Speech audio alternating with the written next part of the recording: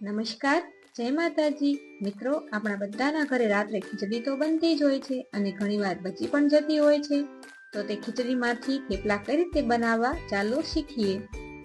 એક મોટા બાઉલમાં રાતની વધેલી ખીચડીની અંદર આપણે આદુ મરચાંની પેસ્ટ, ખાંડ, તલ, અજમો અને આખું જીરું એડ કરી દઈશું. તેની અંદર અડધી ચમચી જેટલું હળદર, 1 ચમચી જેટલું લાલ મરચું, 1 ચમચી જેટલું ધાણા જીરું અને સ્વાદ અનુસાર મીઠું એડ કરી દઈશું.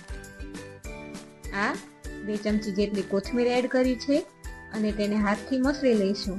તેમાં 2 થી 3 ચમચી જેટલું તેલ એડ કરીને હાથથી સારી રીતે મસળી અને તેને સરસ રીતે મિક્સ કરી લઈશું.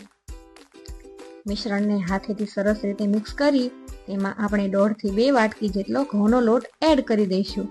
અહીં આપણે પાણીનો જરા પણ ઉપયોગ કરવાનો નથી. જો તમને લોટ વધારે લાગતો હોય તો તમે તેની અંદર દહીંનો પણ ઉપયોગ કરી શકો છો, પણ જો તમારી પાસે ખીચડી પૂરતા પ્રમાણમાં છે તો એકલી ખીચડીની અંદર જ આપણે આપણો લોટ બાંધીને તૈયાર કરવાનો છે. આ રીતે લોટ બંધાઈને તૈયાર થઈ જાય એટલે હાથને થોડોક તેલવાળો કરી અને લોટને ફરીથી આપણે સરસ રીતે મસળી લઈશું અને તેને 10 થી 15 મિનિટ માટે રેસ્ટ કરવા માટે મૂકી દઈશું.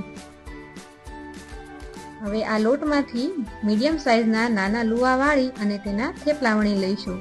તમે તમારી ઈચ્છા પ્રમાણે જાડા કે પાતળા, નાના કે મોટા વણી શકો છો.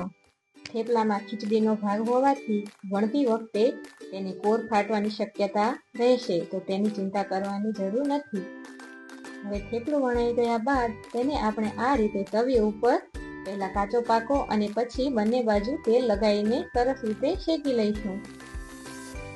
તો તૈયાર છે આપણા એકદમ ટેસ્ટી અને સોફ્ટ એવા ખીચડીના થેપલા. તો હવે તમે પણ સવારે નાસ્તામાં ચા સાથે આ થેપલાની મજા લો અને અમારી ચેનલને લાઈક, શેર અને સબસ્ક્રાઈબ કરવાનું ના ભૂલશો. Thank you.